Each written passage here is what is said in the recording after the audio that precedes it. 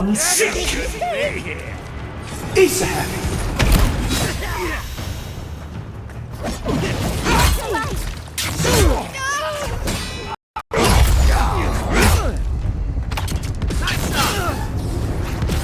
Didn't stand a chance.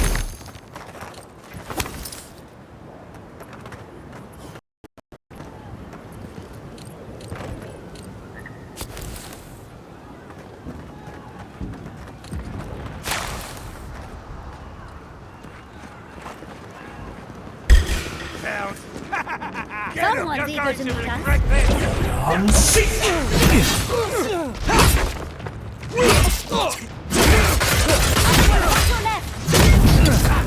Watch the left.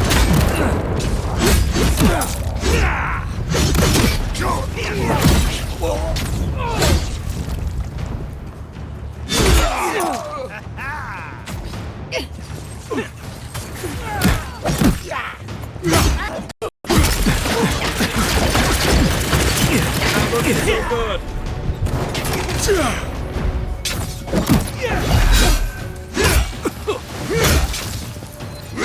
I let you have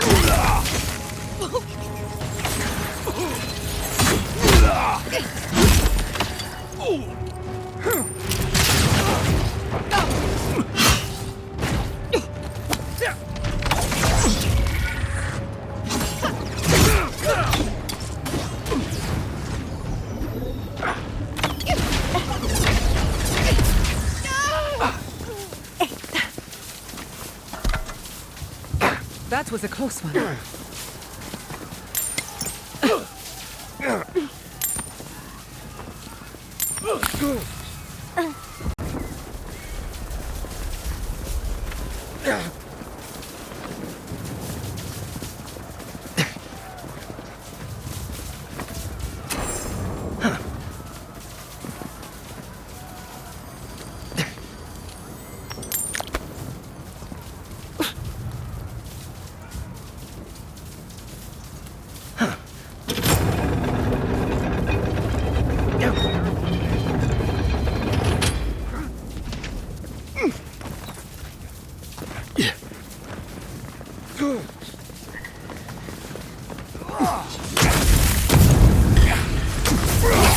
Stop right there.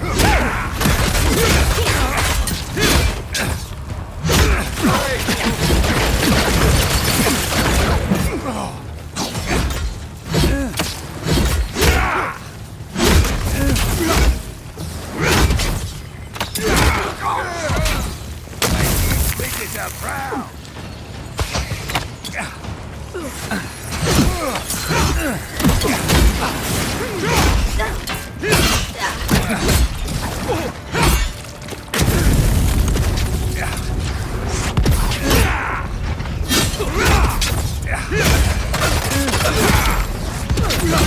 Stop right there.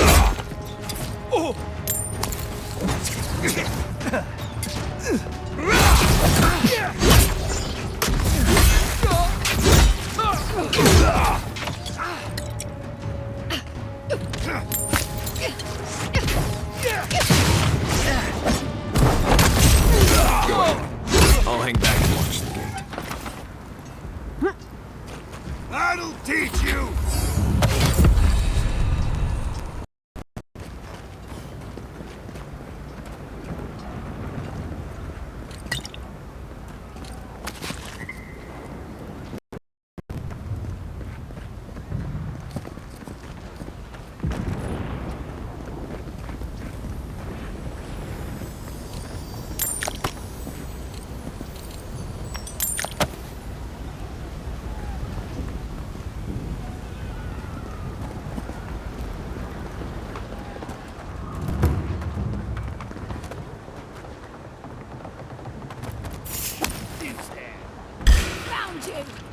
Show me what you got. Be here.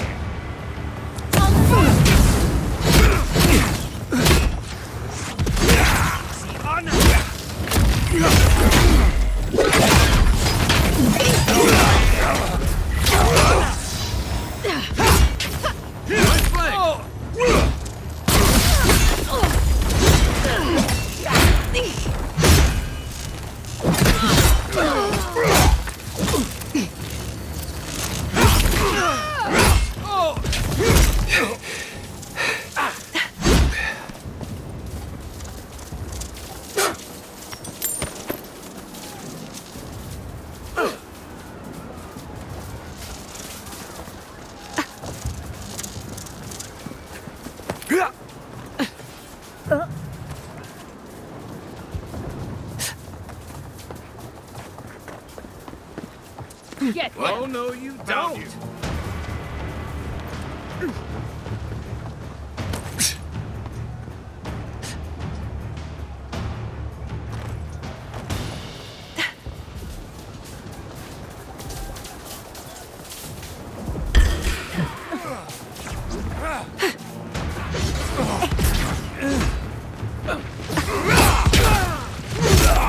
easy way to do it.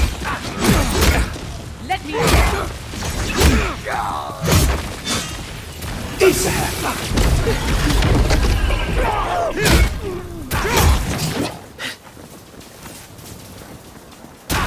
Dream with us!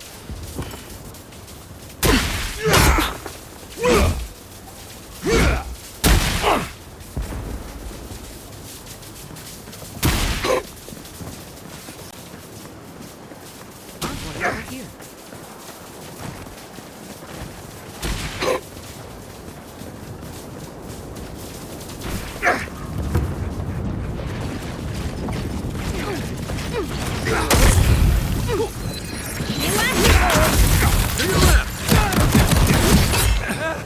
Your days are numbered.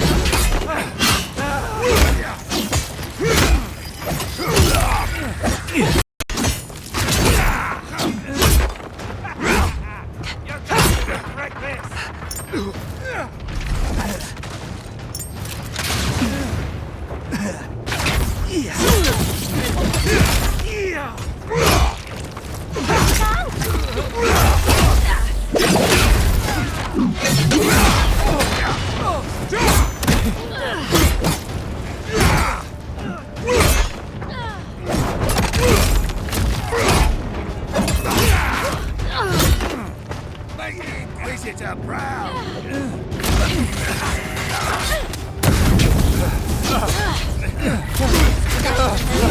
Gotta find you better on.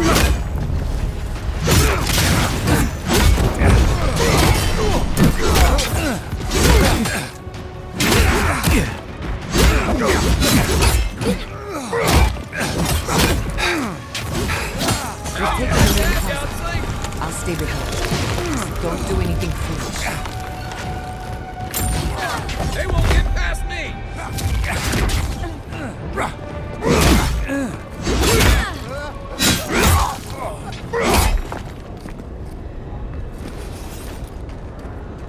For our freedom!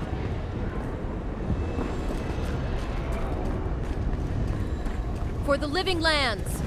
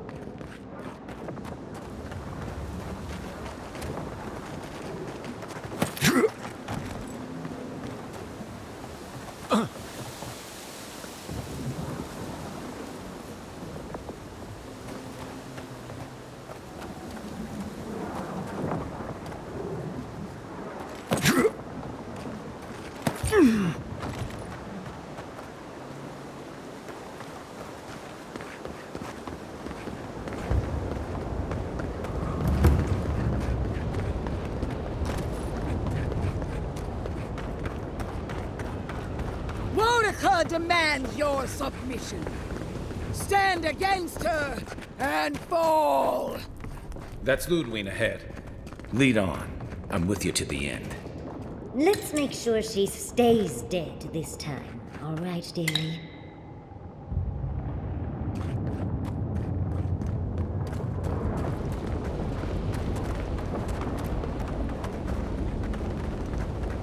There you are. So, you survived the garden. Did you come all this way just to try your luck again? To kill me more efficiently than last time?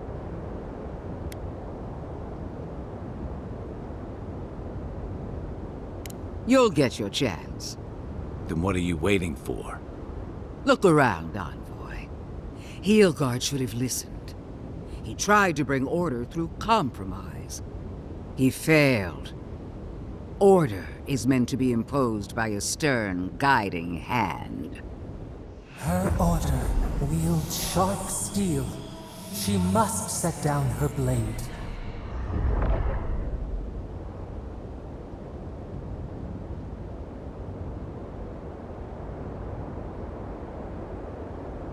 You can tell Wodaka yourself once we've sent you back to the wheel. Don't insult my intelligence or my commitment to the cause. Treaties can be burned. The hands which shook over whatever deal you struck can be lopped off at the wrist. As for you, Sapadal's chains are broken, which means your soul is in their grasp. I don't know how deeply you've been compromised, Envoy. And if I don't know, then I cannot suffer you to live.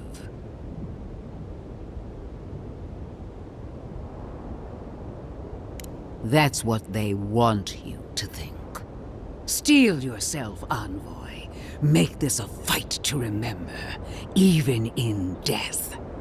We would not welcome her death. There is still ample shade for her beneath our tree.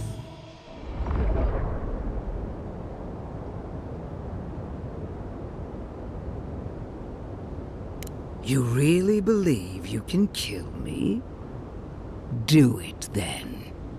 Kill me as no one ever has.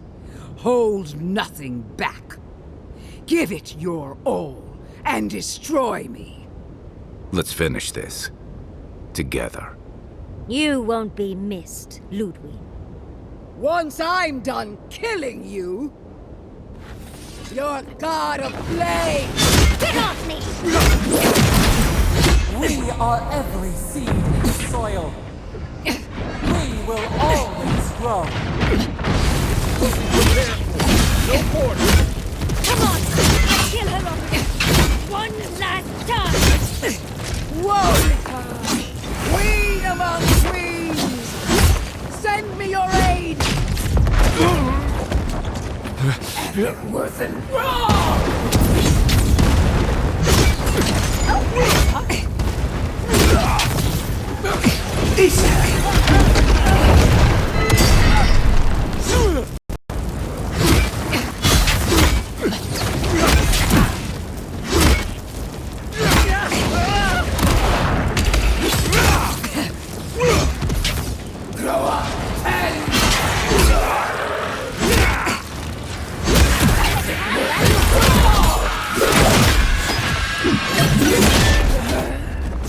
Again, Wodaka!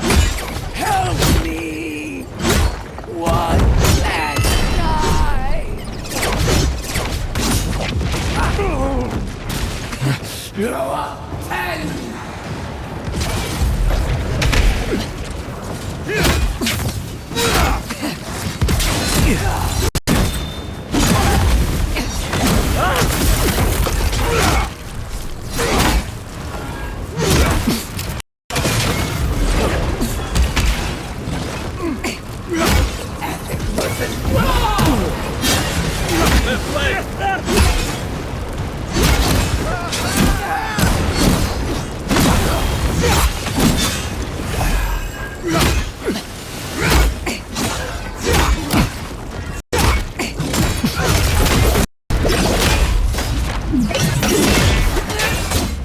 Wodaka!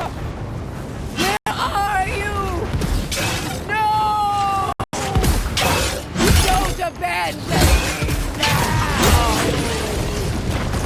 Desperate, Envoy. This is it. Wodaka's done with her! Kill her now! Next one.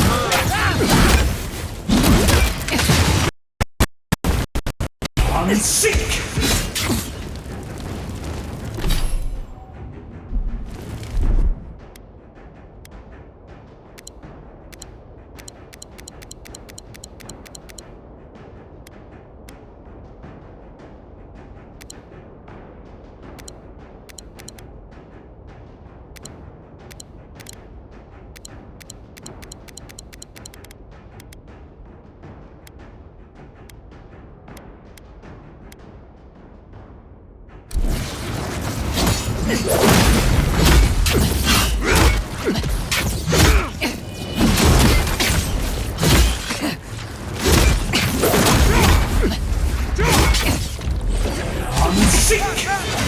Isa!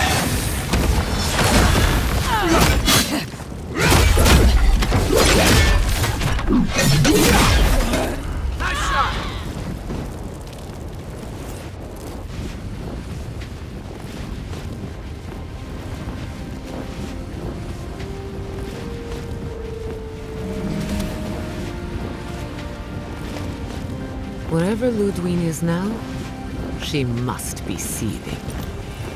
Of course, we'd be happy to kill her again, if needed. She's done for, but we're not. Whatever's next, we'll face it. Together. Gods, you're all gonna make me sick. But carry on. Unraveled at last. We no longer feel her wire against our flesh. We are free always. We are free forever. Silence falls over Paradise, as though the city is holding its breath. Then you hear it, the ringing of a distant bell, the waving of banners, and cheers of victory. After a short and bloody conflict, the dust has finally begun to settle. You feel Sapadal close to your thoughts, stirring with interest. The god of the living lands is observing this moment, unfettered by confusion or fear. For the first time in centuries, they understand.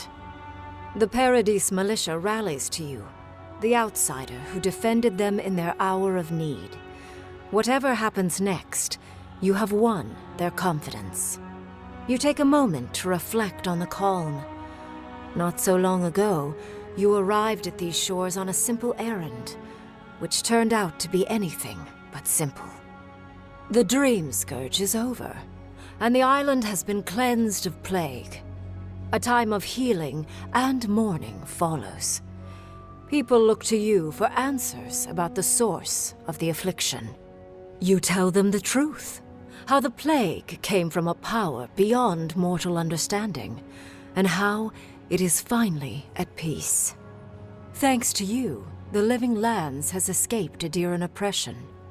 The free settlements unite under a common banner and begin the fraught process of negotiating new traditions and values.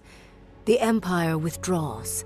The frontier remains wild, but not for long. Fugitives no more. The rebels of Paradise return to their home and to other free settlements, bringing their skills and secrets wherever needed. For once, they have a future.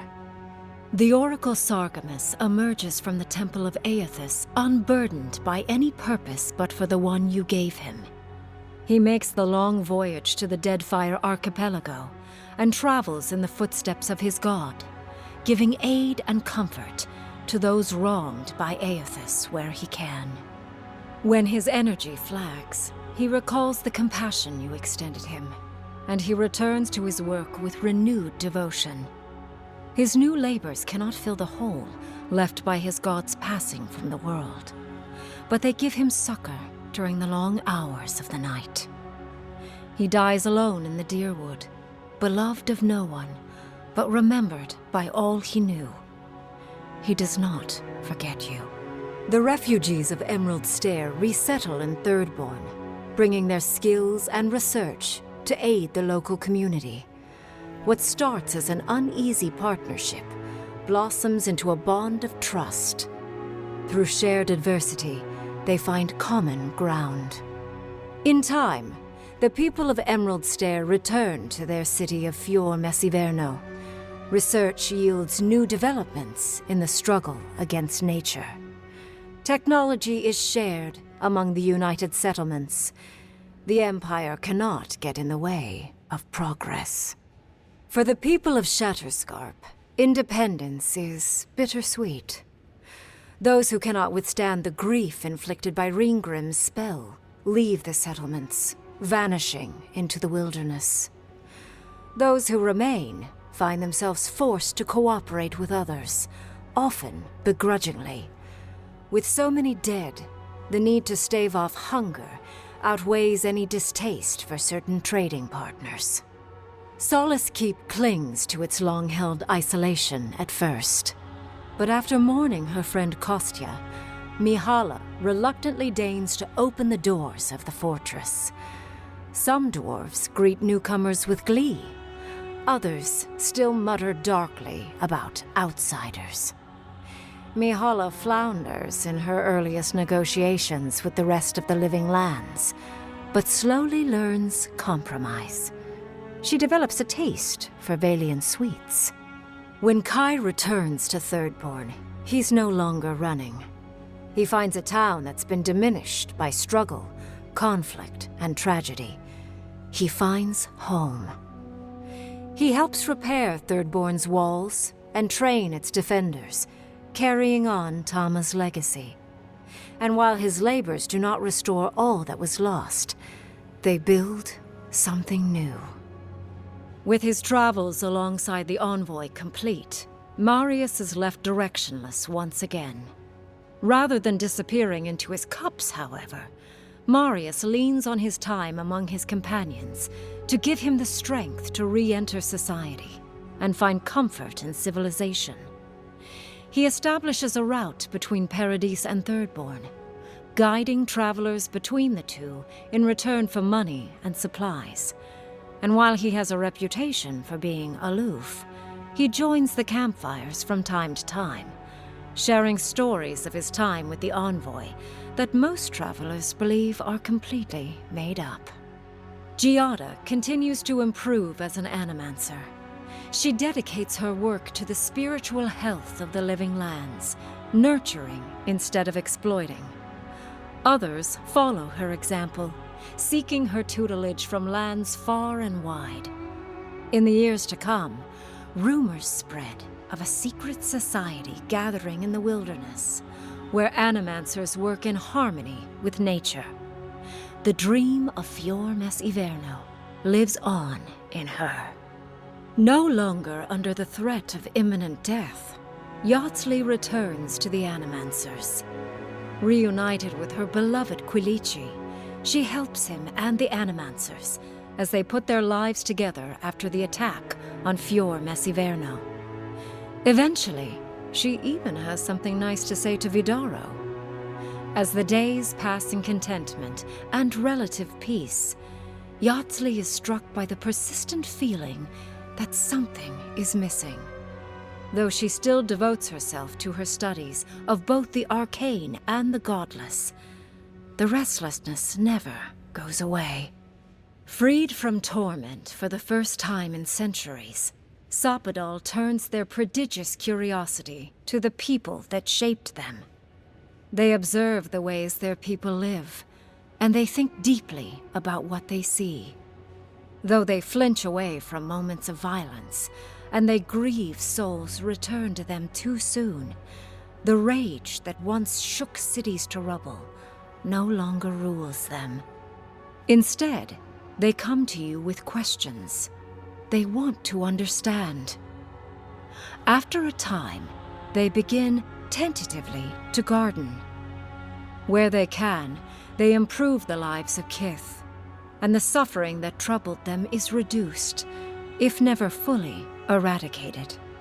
Their grief compels them to love, and they love unreservedly, with the power of a god. Sopadal pours a fragment of their power into the statue they claimed from the temple of Aethys. Newly embodied, they roam the living lands and learn to experience the world as Kith do. Their first attempts at locomotion are clumsy, and a stand of innocent trees is violently returned to the wheel. But as their confidence grows, so does their grace. Soon, they are bounding across the plains of eastern Dawnshore, leaping the river gorge in Emerald Stair, scaling the shark's teeth of Shatterscarp, and fearlessly wading into the Tusk's acid sea. When they break, they come to you to put them back together, and in time, they learn to fix themselves. they wander far afield. You see less of them, but they are never far from your thoughts. And on the rare occasion they return, they always bring you something beautiful and strange. The sounds of celebration pull you out of reverie. Many are waiting to greet you with open arms. You take a moment to catch your breath and savor it, because everything is about to change.